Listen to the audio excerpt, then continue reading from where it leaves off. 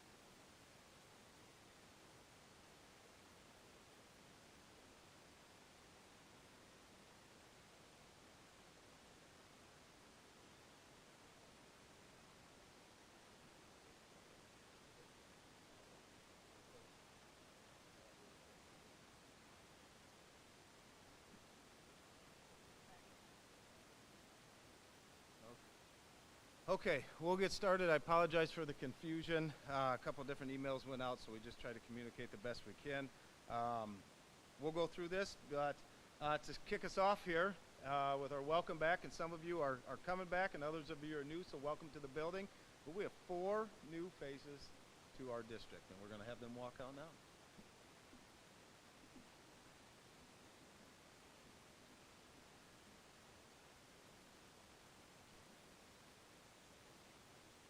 So, with these hires, we were very excited about their diverse backgrounds, their offerings that they bring to our building, their experiences that they'll share with your sons and daughters and our district as a whole.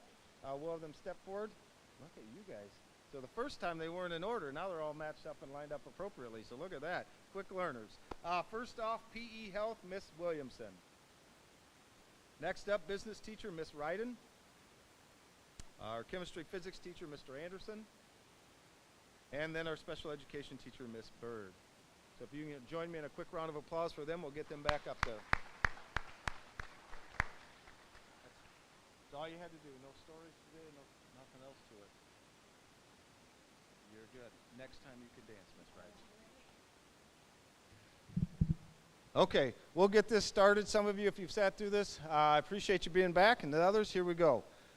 Partnership exploration. That's kind of what high school is to me. So I feel that in education, we have to continue to adapt and change and adjust how we do business here to better prepare your son or daughters for their future. How do they learn what they like and what they don't like? Through partnerships and through exploration. We as a school and you as parents want the same thing. We want your son or daughter to be successful. I say that because I mean it. I want them to learn what they like and what they don't like. That has to happen here. We can't just have them learn one way and learn how to do things one way over and over. They have to experience and explore. We have numerous opportunities through our CTE, through Kirkwood, through our advanced, through our courses. We teach, 4 to 5 different kinds of math. We can, as we go through, our English is, we have 2-3 classes offered from Kirkwood on site here. We have How College Works through Kirkwood on site. We're continuously looking to bring new opportunities to your student. We have a fire science class. We have our own fire truck. I mean, as crazy as the guy is, if you talk to him, Mr. Tuthill, he knows I say that about him, he would agree. He is intense, but he cares about students and exploration and trying things. He came to me about, can I buy a fire truck? I said, can you buy a fire truck? So I looked it up, talked to Mr. Hanna. Turns out he can buy a fire truck. And now we have a fire truck that our kids work with, they utilize, they have full fire gear, and they partner with our local fire department. And we are thankful for that partnership that we have with them. So what does this look like here? Well, first we want our students to dream. We want them to explore and experience as much as they can here. Be involved. Mr. Smock, our activities director here, is going to talk here in a minute. We want you to be creative and explore as much as you can in the classroom, but also in the activity world. Find your passion. That is what it comes down to. Develop and grow a passion. The thing that I would feel the worst about is if you leave these quick 4 years and your lifespan is really this short 4 years and you haven't found out what you like or you don't like. Because sometime you're going to have to go to work, and it's going to be a choice if you want to go to work or you have to go to work. And I'm confident in saying there's probably some adults here that have to go to work. They don't go and they don't jump out of bed because they want to. It's because they have to. And that is a responsibility so that they can take care of their families. I sit here. It's not a brag, but it is the truth. I've been in school for, I don't know, take away, when did I go to school? 6 years? So 30-some years, 40 almost. I don't know. I'm pretty old. And I go to school every day. It's what I know. I love coming to school because I love young people. They keep me young, okay? I like to coach. I like to work with them. I like to go around and see what's going on because they know things that I don't know. I'm horrible with phones. I'm horrible with technology, but you know who's not? Our kids. They grow up with it. They know how to, they're not scared. They figure it out. That excites me, and it keeps me young. That is a passion of mine, is to continue to learn about new ways to enhance the experience for our Anamosa community, because there's our job to continue to partner and work with you parents and to work with our community. And that comes through communication. We need to work together. We have to have an open channel. Our staff has to communicate with you, and we need you to communicate with us. We get stronger when we work together. I believe that, and you will hopefully see that through actions and not just words.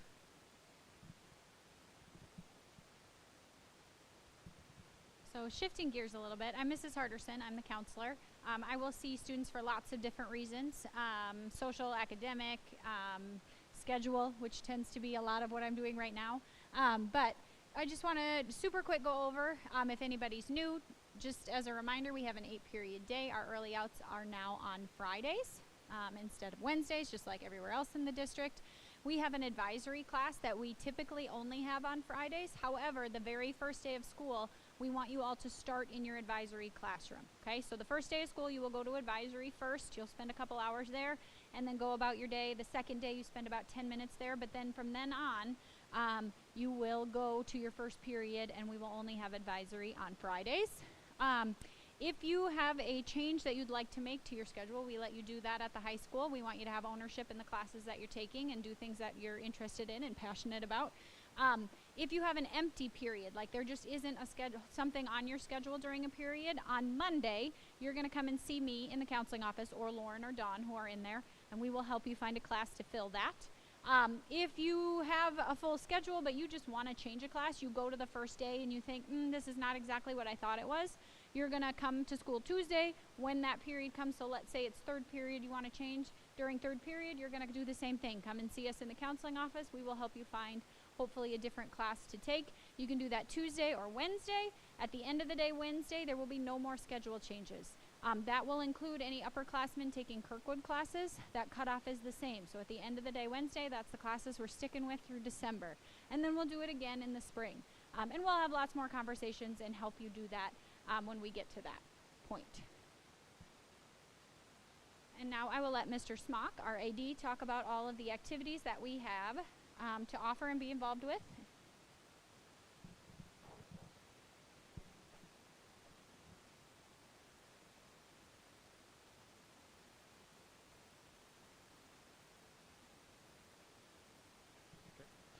Hello, everybody. My name is Mr. Smock. I'm the AD, second year here. Really, well, I was excited until I looked at my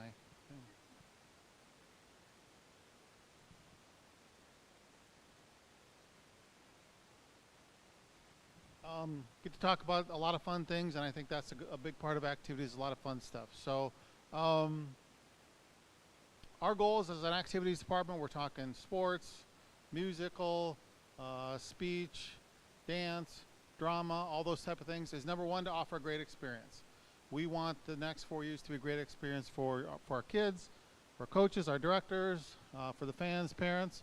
Second of all, we want to really help them find their voice and their talent, whether it's a physical voice or just finding what things they're excited about and passionate about.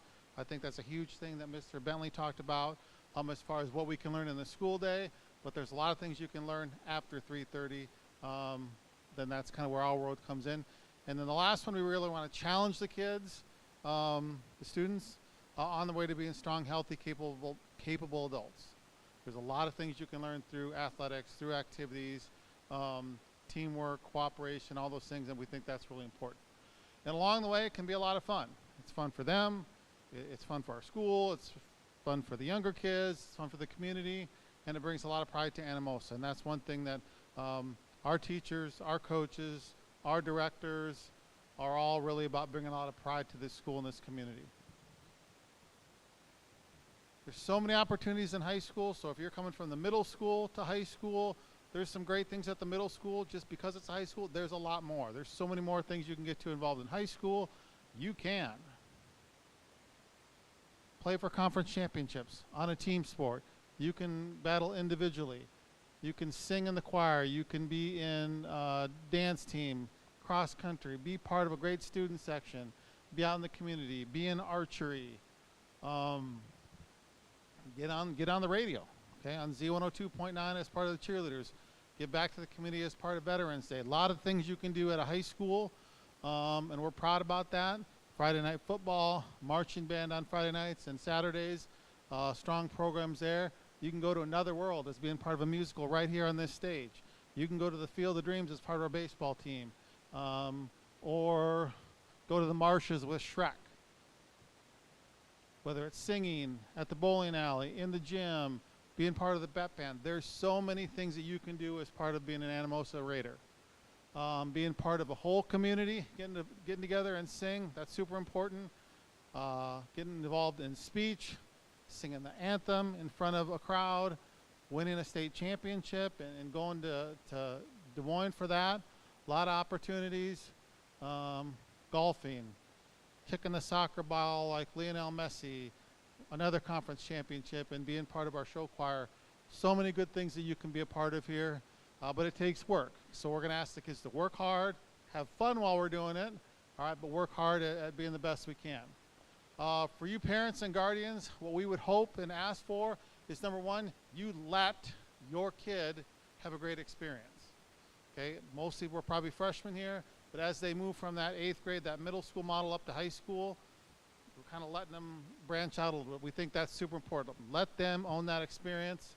Allow your kid to be coached, whether that's in sports, whether that's at school, whether that's in show choir or band or whatever. Let them be coached and pushed by their people that believe in them, and then cheer like crazy for them when they're out there competing, and cheer for the rest of the team as much as you can. Okay, a couple nuts and bolts reminders. If you haven't finished registration, we obviously need that. There's a good conduct form as part of it. There's a travel tab on there, and then a concussion form. If they're in sports, they have to have a physical before they can practice. Academic rule comes in for high school athletics. So you have to pass all your classes, or you have to sit 20 days. You have to be at school to compete that night or practice that night to play and participate. A really exciting thing for us, on Monday, the school board passed an initiative that we're going to try this fall, that every student, K through 12 in this district, can come to any high school, middle school you get to already, but any high school athletic event all fall for free. So that's a huge thing that they said yes to. Let's try it. So all those pictures that we showed before, all those good things, we want everybody to be a part of that. Okay, so maybe you aren't in football or volleyball or show choir or whatever, but come watch. Watch your classmates do those things. So we are super excited about this opportunity for the whole community, for all home events. But we're going to need help with that. So obviously we're going to lose a decent amount of revenue from those student passes and students coming in. So if you can support our booster club, if you can support, that's either fine arts or music, if you can sign up to help at events, we would love that. If you can come watch, we would love that. And then there's going to be some Raider apparel things coming out. So we're excited about that, but as a community, we're going to need help with that. The specifics and logistics of that we'll kind of go over with the kids next week, and then when I talk to our business department about that. But super excited for the school year and to work with your kids. Thank you.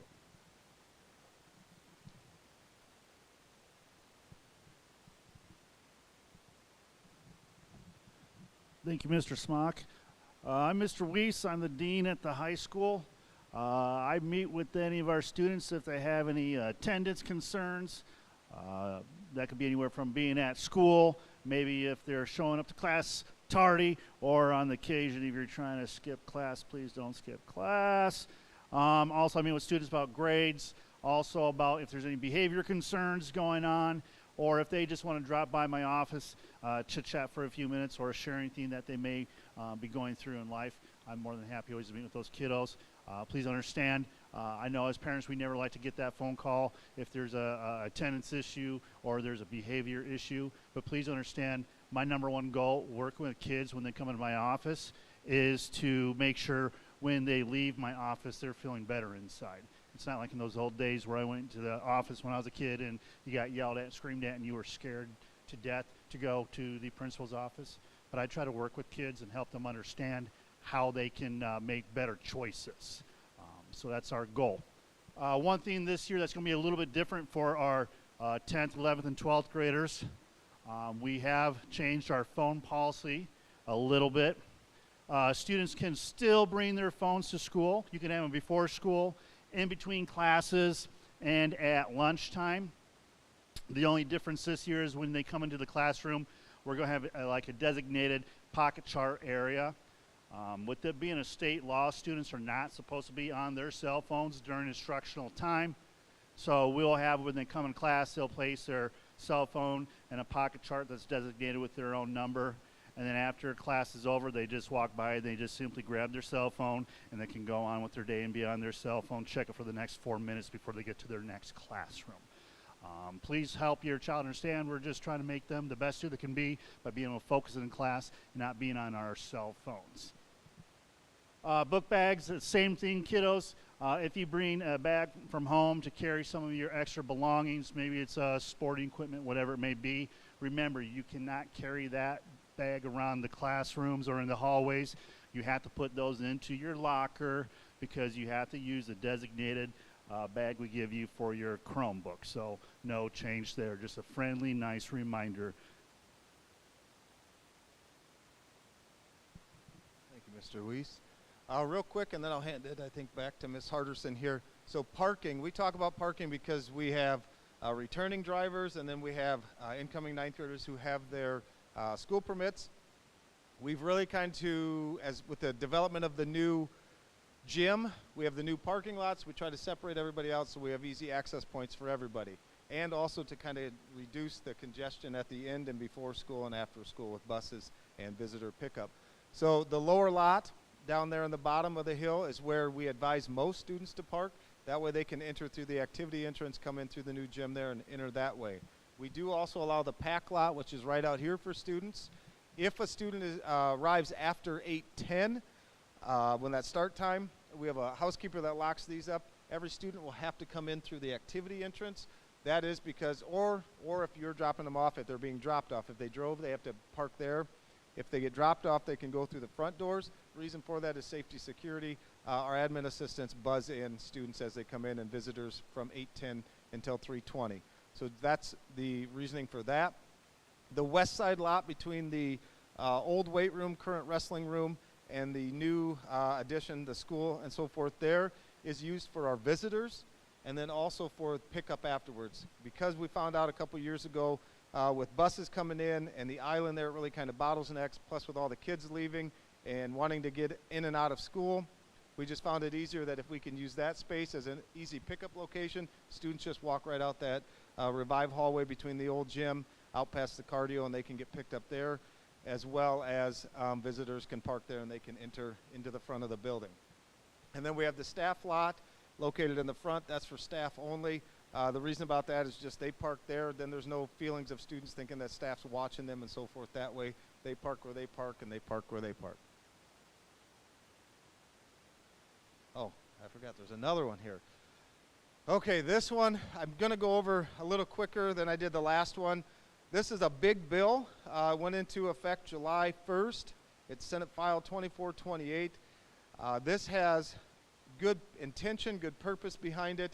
There's just a lot of pieces to it, and it's ever changing. I think it's been amended or additional information has been shared out 3 times now. It's in regard to nonviolent and violent removal from classrooms. It gives us set processes and procedures that we have to follow as a school district. That is part of the law. Each attendance center within a district, so the elementary, middle school, and high school, each have to develop their own oversight committee. The oversight committee is made up of 2 teachers, myself, and then either Ms. Harderson or Ms. McLaughlin, who work out of our counseling office. We then create policies and procedures that are followed and then reviewed to make sure that we're following the law, but also what we set as a building to make sure that we're handling each situation fairly and appropriately. The reason I'm sharing it is that it does have within the law that there are mandated meetings that we have to have with parents. So we would reach out, we'd contact, and we'd set that meeting up with you depending on what situation it is. I don't want to go too deep into that. There's different nuances when we talk about 504s, IEP, different plans, level of meetings, and so forth that way. The big thing that we get from the bill that, as I've read through it numerous times, the intent behind it is to support the student, the other students, the parents on both sides as well, and the school system, so that there's an aligned created process that's followed throughout the state, so there's some uniformity. I do believe that's the intent of the law and the bill. As we continue to work through it and they adjust and learn on their end with the changes, more information shared out with us, and we'll share out accordingly. And then lastly, in these situations, but in other situations, there will be times where we don't agree. Parents, you're there to protect your child, and I respect that and understand that, and I'm there to handle each situation fairly and to that situation, and cannot always meet what you're wanting to meet, and that happens, and that's okay. You can walk out mad at me, you can walk out disagreeing with me. I want you to know that we want the same thing. We want your son or daughter to be successful. I want them to walk the stage. I want them to go on and have successful careers. It is not about me, and it is not about you liking me. It is about doing each situation fairly and treating your son or daughter fairly. And you walk out mad, I'm not mad. You care about your kid, I respect that. We're going to keep working together, and we need that partnership to continue. So that is why I said in the first one, it's about communication and it's about a partnership. I believe that. I hope you believe that. And again, I don't like conflict. I don't like a lot of battles with students. That's not what we're here to do. So I really don't anticipate seeing a lot of you. I hope you never have to see me. I hope a lot of people don't have to see me, I guess. But really, you do your thing. We're here to work to your students. If you have questions, we will do our best to answer them in a timely manner. But really, it's about working together.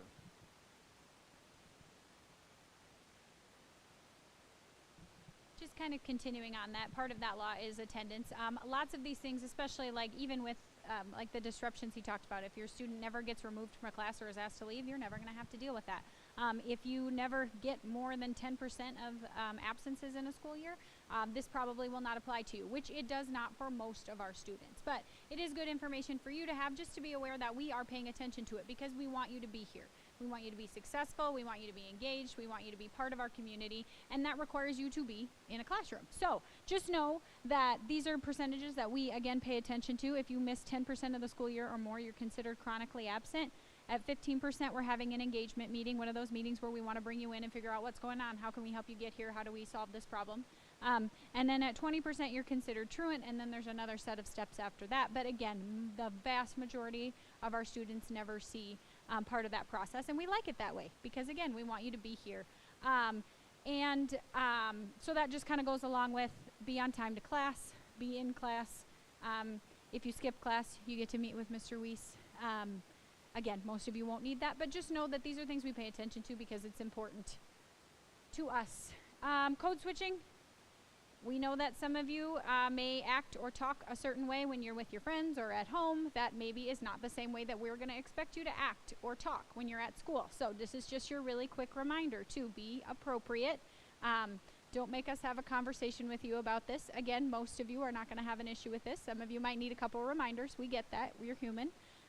But make school a place that is safe and comfortable and open to all of our other students. So just a quick reminder as we're getting off of summer gear into school gear, you might need to switch the way that you act and behave a little bit. And again, most of you may not, but we just want to put that reminder out there so we are welcoming to all of our students. And then lastly, we'll get you out of here off this. These are our expectations for our building for all students within the classroom, the hallway, the lunchroom, etc. And really it's about just the student, about being respectful when they're in the building to each other, to the staff, and to the building and community. People work really hard to take care of this building. Our community provides through their tax dollars, so understanding the space is given and provided to us by those other individuals. Being engaged in their learning, being accountable for their learning, again, experiences, exploration, being determined in what they want to do, no matter if they're in activities, no matter if they're in their classroom, whatever they're doing, being determined and have purpose to what they do, because it's ultimately about themselves. Okay, taking care of yourself, focusing on what you want to do and finding a passion and develop that and grow that passion. Because lastly, the students that have been here before, I truly do care about Anamosa. It's been good to my family.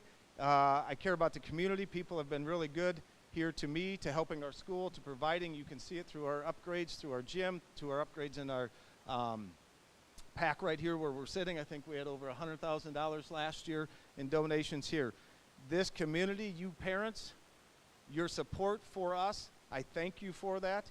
You are what make Anamosa awesomemosa, you and your students. I say it all over wherever I go. People kind of chuckle, people roll their eyes and say, that's dumb. I don't care what you think. I say it because of what it represents. The people here, the kids here, make Anamosa a great place to work. And I truly believe the things that happen are awesome because of our students and because of the support we have. So thank you all for your time. Students, we'll see you on Monday.